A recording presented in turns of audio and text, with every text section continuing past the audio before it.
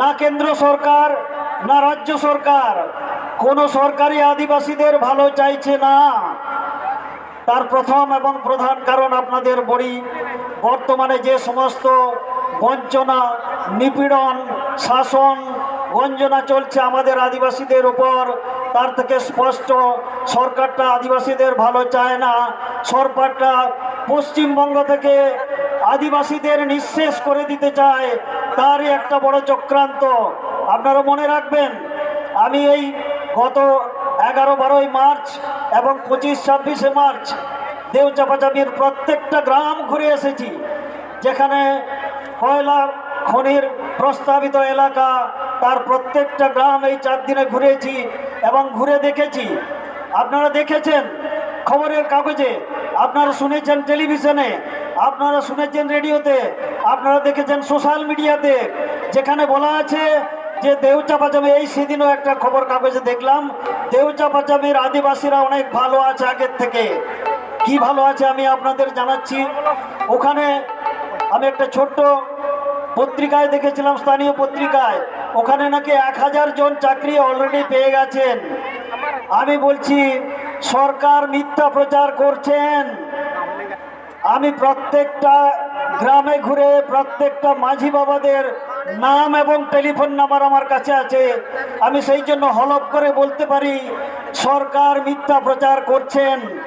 বাকি আদিবাসীরা যাতে তাদের জমি জায়গাগুলো দিয়ে দেন সরকারের হাতে কয়লা খনির জন্য, যাতে সরকারের হাজার হাজার কোটি টাকা রোজগার হয়, আর আদিবাসী মানুষেরা যেই পথের ভিখারিকে সেই পথের ভিখারি হয়ে যায়, সেই রাস্তাটা ধরেছে।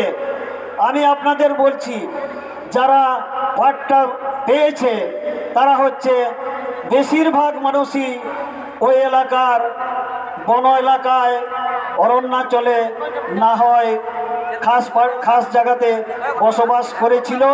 বর্তমানে তারা ওখানে নেই, বেশিরভাগই শহরাঞ্চলে চলে গেছে, কিংবা যারা অস্থায়ীভাবে এসেছে তাদেরকে ভাড়া করে নিয়ে এসে দেখানো হয়েছে, বেনামি পাট্টা দেওয়া হয়েছে।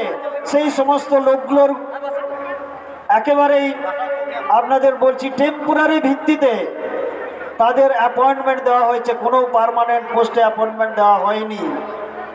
আর তাদেরকে পাট্টা দেওয়া হয়েছে যারা সরকারকে জমি দেবে বলে অঙ্গীকার করে পাট্টা নিয়ে আবার জমি দিয়ে দরখাস্ত করে চাকরি পেয়েছে, ওই অস্থায়ী চাকরি এবং সামান্য কিছু টাকা।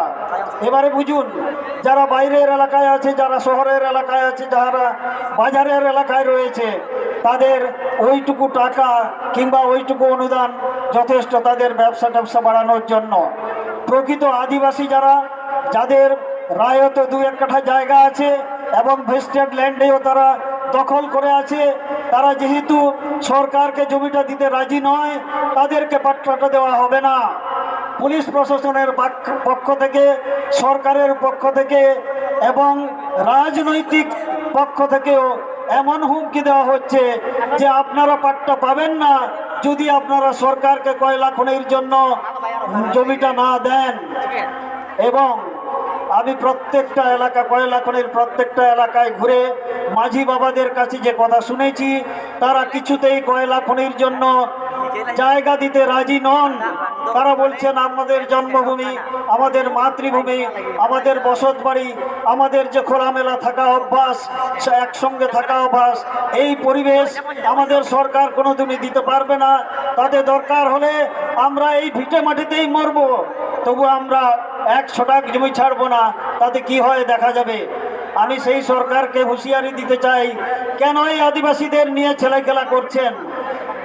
তাই আপনাদের সবাইকে বলছি, সামনের পঞ্চায়েত ভোট এলে প্রত্যেকটা এলাকায় আপনারা যে যার দাবি আপনাদের লিখে রাখবেন, এবং একটাবার পঞ্চায়েত ভোট ঘোষণা হলে আমি আপনাদের বলছি, কোনো রাজনৈতিক নেতাদের, সে শাসক দলের হোক আর বিরোধী দলের হোক, আপনারা গ্রামে ঢুকতে দেবেন না। আপনারা আপনাদের দাবি সনদগুলো তুলে ধরবেন, তাদের বলবেন এতদিন কাজ হয়নি কেন, আমাদের জবাব দিন, তারপরে আপনি আমাদের গ্রামে ঢুকবেন। এবং মাঝি বাবাদের না বলে মাঝি বাবাদের পারমিশন না নিয়ে কখনোই গ্রামে ঢুকতে দেবেন না। আপনাদের দাবি সনদগুলো আপনারা লিস্ট করে রাখবেন। তারা ভুরি ভুরি মিথ্যে কথা বলবেন, বলে এবারে দেখব, এবারের ভোটটা করে দাও, এবারে করে অনেকবার চলে গেছে, বছরের পর বছর চলে গেছে, যুগ যুগ ধরে চলে গেছে।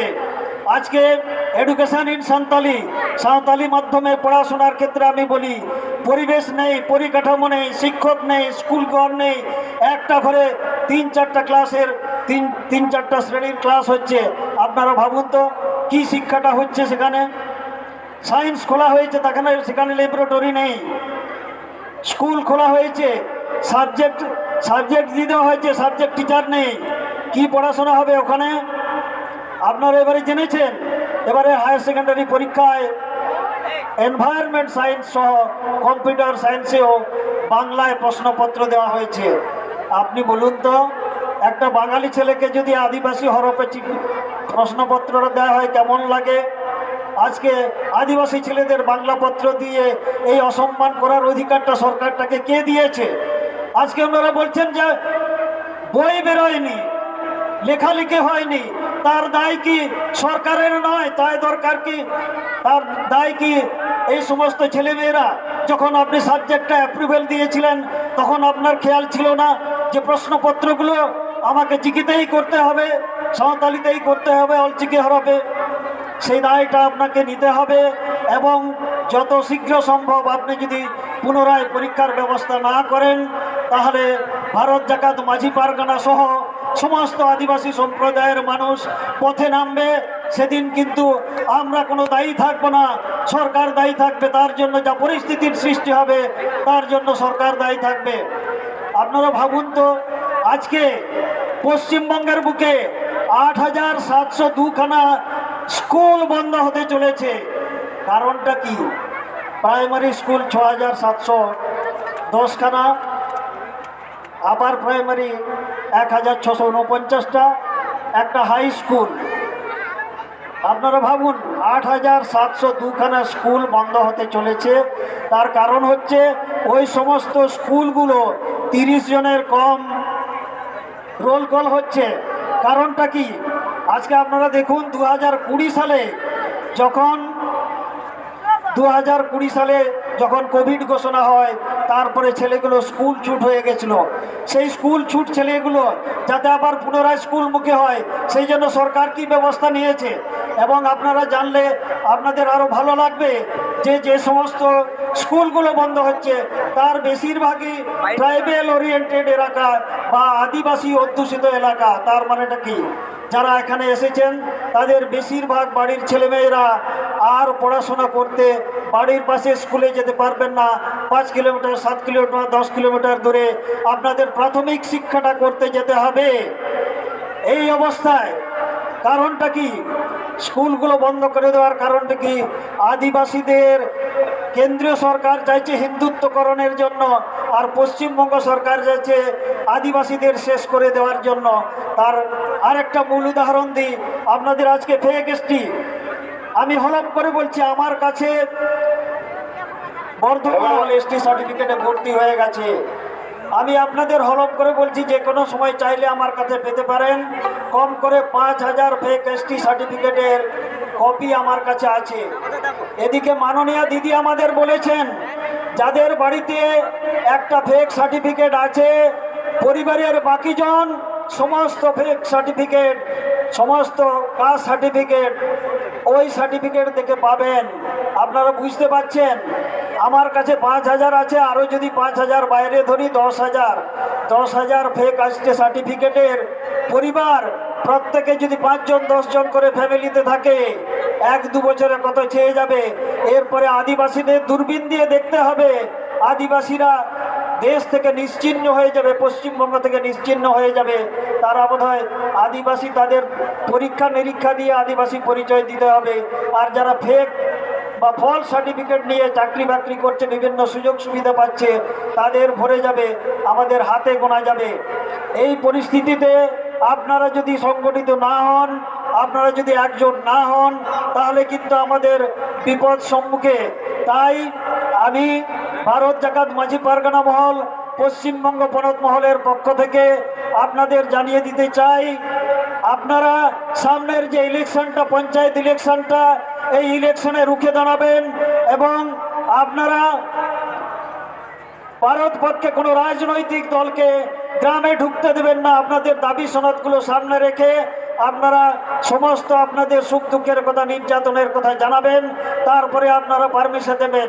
আমি আপনাদের এও বলে রাখি, আমাদের যেভাবে অন্যায় অত্যাচার অবিচারের শিকার হচ্ছে, আমরা বারবার বলছি, আমরা কিন্তু সরকার বিরোধী নয় বা সরকারের বিরোধিতা করছি না, কিন্তু আমাদের যে সুখ দুঃখের কথা, আমাদের উপর নিপীড়নের কথা, আমাদের উপর নির্যাতনের কথা, আমাদের উপর অবহেলিত হওয়ার কথা আমাদের সরকারকেই বলতে হবে, এটা সরকারকেই বুঝতে হবে। আগামী দিনে সরকার যদি এই বিহিতের না চেষ্টা করে, তাহলে কিন্তু ভারত জাকাত মাঝি পারগানা মহল সমেত অন্যান্য আদিবাসী সংগঠন যেভাবে একজোট হয়ে আজকে প্রতিবাদ বিক্ষোভ সমাবেশ করেছে, আগামী দিনেও এর থেকে হয়তো বৃহত্তর আন্দোলনের পথে নামবে। তখন কিন্তু সমস্ত আদিবাসী সম্প্রদায়ের যে সংগঠন, তারা দায়ী থাকবে না, সরকার, পশ্চিমবঙ্গ সরকারটা দায়ী থাকবে। এই কথাগুলো বলে পুনরায় আবার সবাই